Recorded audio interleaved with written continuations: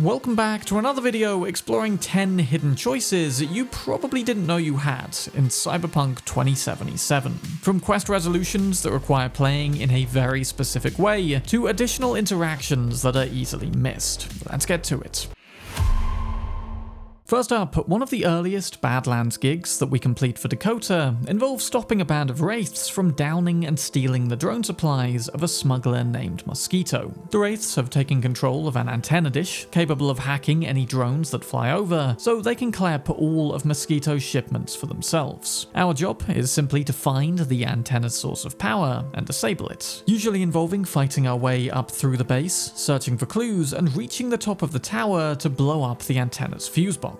But, and this is especially easy if you're a netrunner, with a steady aim, we can simply highlight a camera on the roof, get a clear view of the box, and detonate the thing remotely. In this instance, Dakota winds up calling us back pretty much immediately with some special unique dialogue commending our efficiency.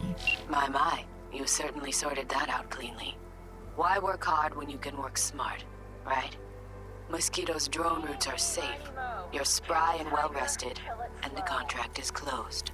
And that's gotta be the easiest 5k eddies ever. Mind you, you are missing out on a bunch of decent loot from the wraiths themselves, and also some lore by doing it this way, with the main reference to wider events in the game being a computer on the ground floor. Here, we can learn the virus was provided by the mysterious netrunner called Bad, whom still to this day we don't actually know the true identity of, though I do have a video exploring every clue and plausible theory in detail. It's called Exploring the Mystery of Cyberpunk's secret netrunner. But whilst hacking the box may not be the most in-depth way to experience this gig, it is definitely the most badass.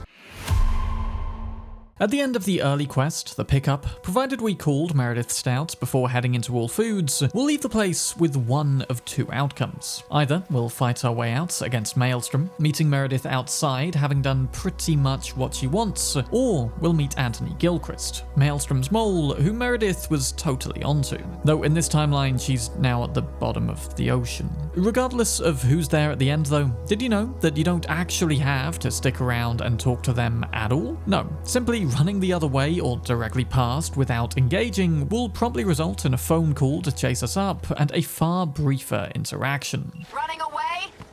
That's rich. We don't want any more trouble. No, I seriously doubt you do. Couldn't have done it without you. Flathead's yours. And consider us even.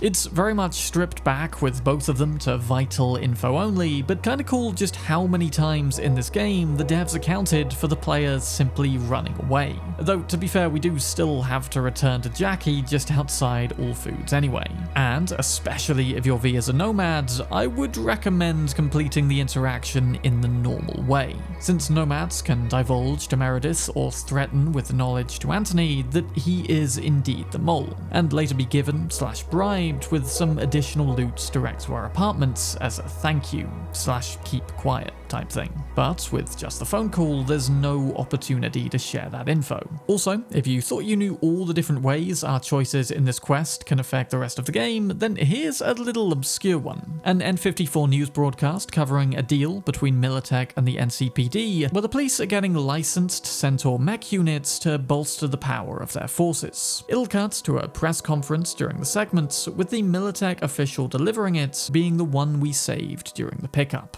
Officers in the NCPD put their lives on the line for us every day. They defend all night citizens against gang violence, nomad outlaws, and cyber psycho attacks. Thanks to Militech's Centaur-class exosuits, they can keep themselves safe, and all the rest of us even safer. Now, this is one of many TV clips in the game, but there's actually about 3 hours in total, full of additional lore and often responding to our different choices. And you can watch it all in a more compilation type way over on my second channel, which I've linked down below. And if you subscribe to that one as well, I'll be posting any cool extra bits relating to these main videos that don't quite fit the more polished tone of this channel. In the gig Playing for Keeps, one of Regina's, found over in Little China, will be sent to retrieve the eye implants of a man called Jacob Bram, who lost it gambling in a Tiger Claw casino.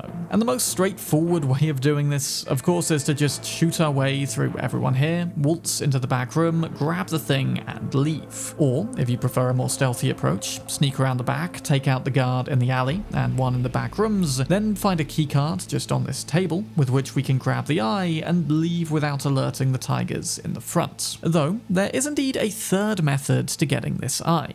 Once in the back room, if we instead take a look at this computer and head over to the files, we can find evidence that this casino has been cheating, giving its employees the ability to see the other side of everyone's cards and sending them into the games as players. With this knowledge, despite the fact that we could very easily grab the eye at this point anyway, I mean the keycard's literally right there next to us, we can instead head back to the front and bribe the casino's bartender. None too shabby casino you got. Rotten shame you use it to rob people blind.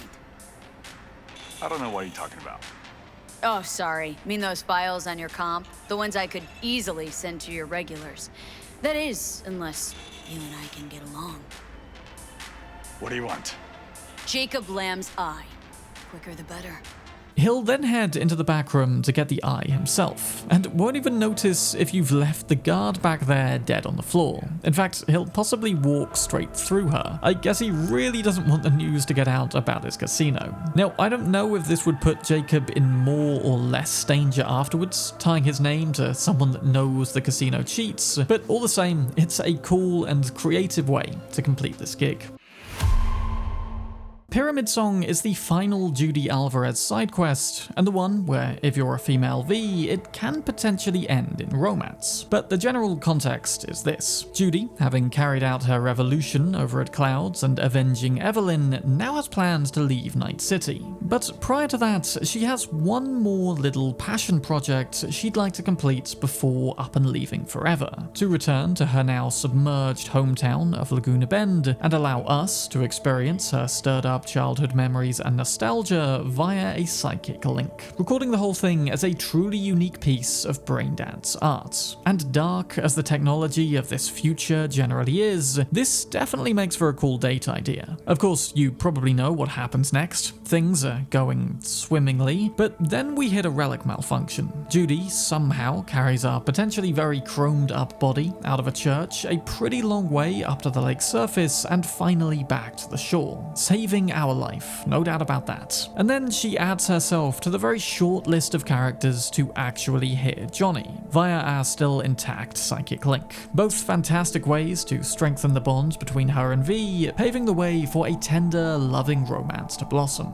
Heading inside the house, as Judy goes to make tea, we realize we need to turn the generator on outside. And as we go over to do so, we literally hear Judy's regretful thoughts about what happened to Evelyn. And it's pretty clear in this moment that she's blaming herself for it. When we head back inside, we then find her in the bathroom crying. But, actually, instead, in this particular moment, where Judy is very much in need of friendship, support, and perhaps even love, we can just decide to call it quits for the night. Head up this track to the fast travel point, go home, and sleep comfortable in our own bed. Full on standing Judy up, and after she miraculously saved our life, no less. The quest will fail, and in the morning we'll get a disappointed string of text saying, quote, "So, looks like you weren't into it. Oh well, guess that's that then. About to finish, and then I'm off. Bye-bye," end quote. And Judy not wasting a second on those who clearly don't deserve her time. If you then head to her apartment after this, Judy will indeed be gone, and it'll effectively be the same outcome as we get in Male V's timeline. Minus, I suppose, any follow-up texts. A very careless and horrible thing for V to do, especially in that exact moment. But hey, if for some reason you want to have no friends by the end of the game but still complete most of the side content, then abandoning Judy in this moment is one such way that you can do that. The gig Scrolls Before Swine, again for Regina, this time up in Northside, starts off pretty standard. Just break into a Maelstrom hideout and swipe some security footage from a computer on behalf of a cop named Aaron McCarlson. Only this time, unlike most gigs, rather than depositing the footage at the nearest drop points, we're to return it to Aaron personally. And should you watch it before grabbing it, it'll be very clear as to why. The footage is of Aaron brutally murdering a woman named Dee in cold blood. He owed her some money and figured as a cop that he could just get away with paying her back in lead, perhaps only later realizing that he'd been caught on camera. Though now, with V having knowledge of what exactly he did, when arriving at Aaron's apartment, we have a lot more options of how to deal with this, including leaving it be, extorting Aaron for more money, or getting bloody revenge on behalf of the woman he killed. Though possibly the best solution here is to do this. Tell Aaron that we want him behind bars, engage in combat with him, take him down, but be sure he survives. This way, Aaron gets some immediate comeuppance, but better still, Regina will now be aware of what he did. And now, with Aaron still being alive, she also has a guy within the NCPD whose strings can be pulled to suit her own ends. And with Regina probably being the most morally good fixer overall, perhaps Aaron too can finally work to do some good in this city, even if it's technically against his will. And I mean, prior to this, Aaron has done several terrible things that we can read of in shards found across the game, and which I discuss in full in my video, The Hidden Secrets of Northside's Gigs. Though we can actually also in this timeline find Aaron at Dino's bar later on, and learn he's been promoted to lieutenant. Still kept under Regina's boot of course, but he seems possibly a little too happy here. I don't know, what do you think? Regina's lapdog, more like. She isn't keeping you on too tight a leash. No tighter than she is you.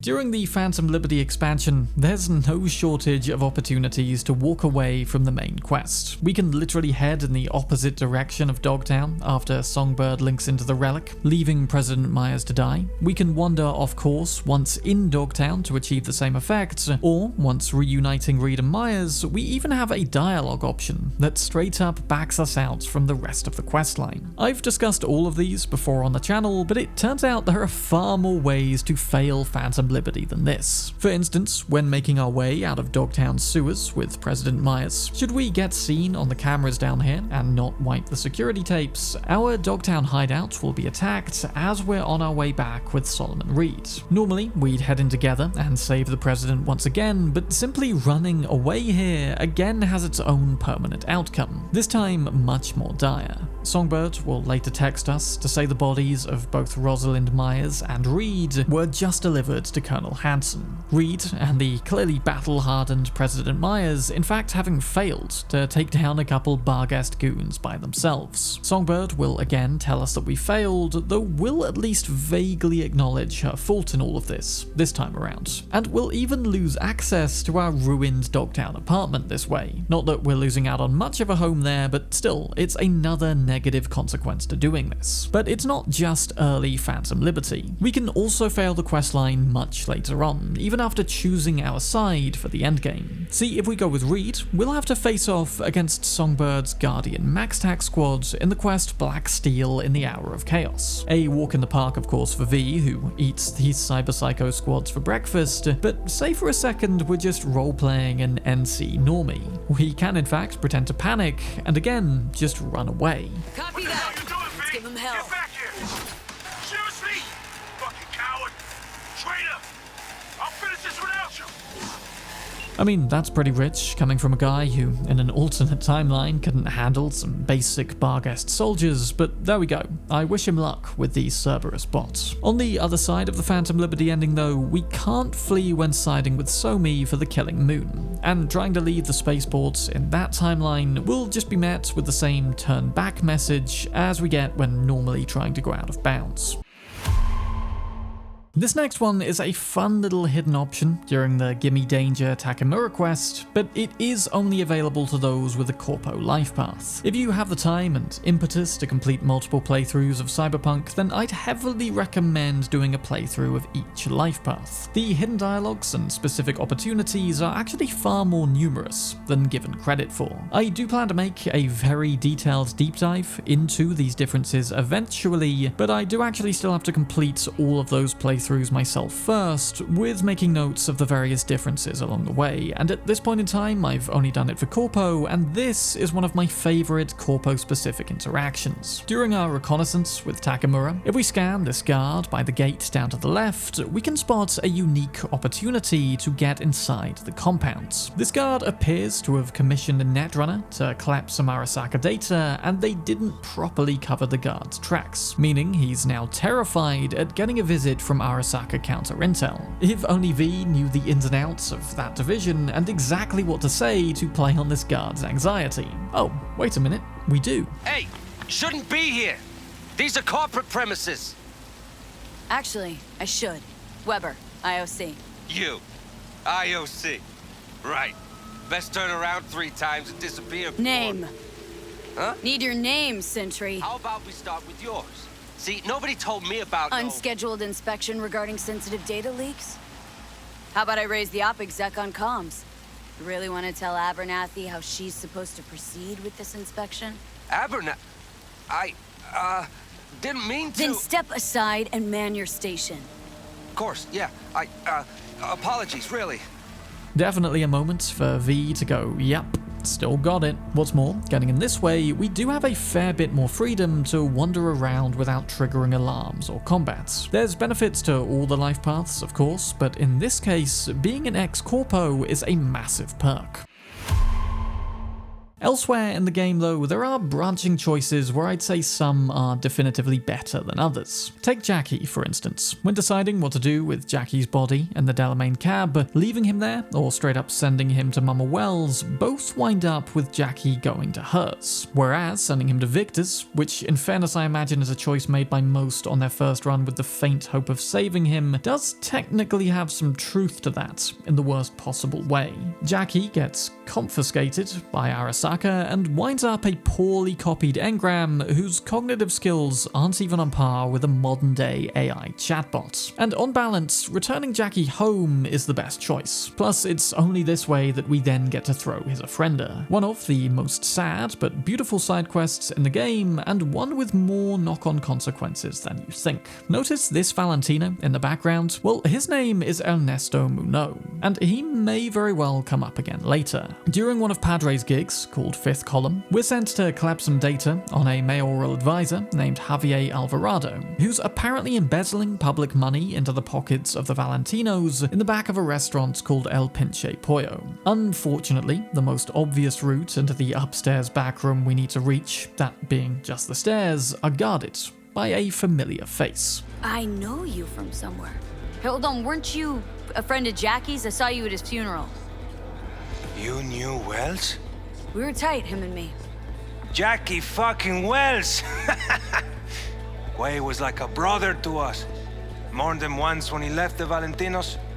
Second time when he... Come on, let's get a drink. To Jackie.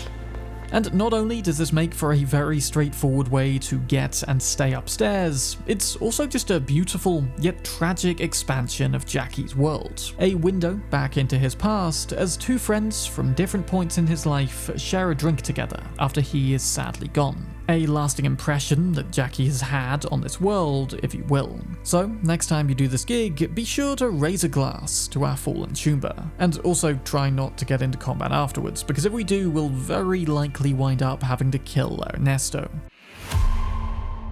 I've talked in previous videos about how easy it is to fail the Pan Am and River Quest lines and romances, and we've already looked today at a really cruel way to abandon our date with Judy. But here's a means by which we can instead miss out on all of the Kerry quests involving us cracks, and realistically, very almost kill the famous rocker boy as well. During the quest Rebel Rebel, where Kerry basically hires us because deep down he wants to show Johnny that he too is capable of rebellion, Kerry brings us along to torch a van full of musical gear. The stuff us cracks are planning to use on tour, where they perform their cover of Kerry's song at the Riot Club. And despite the obvious fact that they can just be provided with replacement gear, Kerry really feels like he's striking a chord with this move. Once the van is in cinders, we'll be forced to run from the cops, and first off, we can literally just run. Leave Kerry to fend for himself, and he'll get understandably pissed off, texting that he doesn't have time for our shenanigans and we can just forget it. The quest will fail, and Kerry will have no more work for us. He will apparently survive the cops just fine though,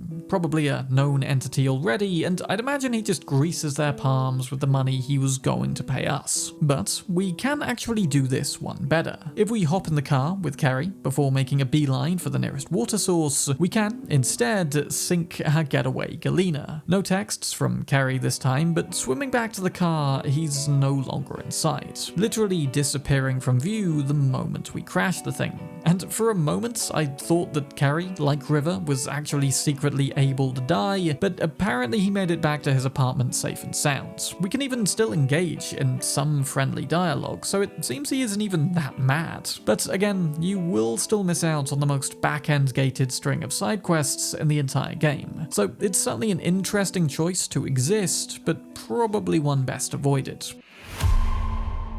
And finally, one potential early game quest, which can also have bigger knock-on consequences depending on how you choose to play it, Sacrum Profanum, or Losing My Religion, can be started up at the Northside docks, and involves rescuing a monk from Maelstrom. Monks, by their nature, reject all form of cybernetic implantation. Yet this one was unfortunately forced to undergo getting some terribly bodged implants by these deranged Maelstromers. In fact, if we scan Royce when we see him, we can see on his NCPD record that he is down for this exact crime, forced implantation. But this unfortunate monk wants us to rescue his brother before he's forced into the same. Just with one slightly inconvenient additional request that we don't kill anyone during the retrieval op. Apparently, no matter what these Maelstromers have done, or will probably go on to do, all life is sacred. And I do sometimes wonder just what a monk would do in an us versus them type scenario. Say a Maelstrom had a gun to a child's head, and the monk could stop them, but only safely by killing them. So if any Buddhists watching have an answer to that one, then I'm purely curious. But back to the quest, and indeed completing it non-lethally will result purely in thanks from the other monk. However, saving him by killing his evil Maelstrom captors, his words won't be so kind, as he's racked with guilt knowing his life has now caused the death of others. But these two branching outcomes can also later come back to bite us. Over in Japantown, across from Jig Street, near that giant orb-wielding statue, we can run into these two monks yet again. Generally, it'll happen after Judy's quest Pisces, as we're literally right next to them when we finish that, and lo and behold, if way back when we killed the Maelstromers to save the monk, he's still gonna be pissed off at us. Oh, you again. Thank you once again for your help. And yet, you did not help. Good intentions do not justify murder. Please, leave us in peace. Fine. Be my guest. A little gratitude would be nice, but we're apparently only getting that by completing the quest without killing anyone, it seems. Once again, we offer you our humble thanks. You saved a great many lives.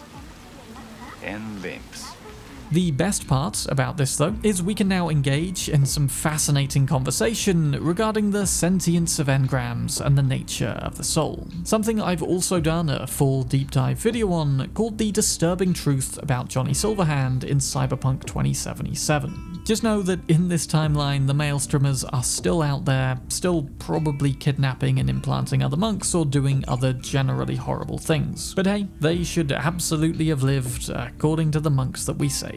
And as a little end video bonus, see how the monks are meditating here? Well, we can actually do the same now, provided we romanced Kerry. And during an apartment date with Uridine over, one of these prayer mats will appear by our door. The full setup, in fact: candles, bonsai, incense, and tea, where we and Kerry can sit, meditate, and, get all zen and that. You want to meditate too? Yeah. I got spiritual needs. And I just love these little quality of life things they keep adding to the game, and here's hoping for many more to come. So comment below any more hidden choices you found in this game, since I suspect there's enough out there for more entries to this series at some point. Massive thank you as always to the patrons and channel members that you're seeing on screen, and in fact for about the next month, YouTube is actually paying me extra out of their own pockets for each person signing up to channel memberships. So if you were thinking of supporting already, then now is literally the best time ever, even if just at the lowest tier for a single month. But honestly, just watching the content, especially to the end of the video here, has already been support enough. So thank you very much for watching. I'm Bram, and have a Nova day. Tooms.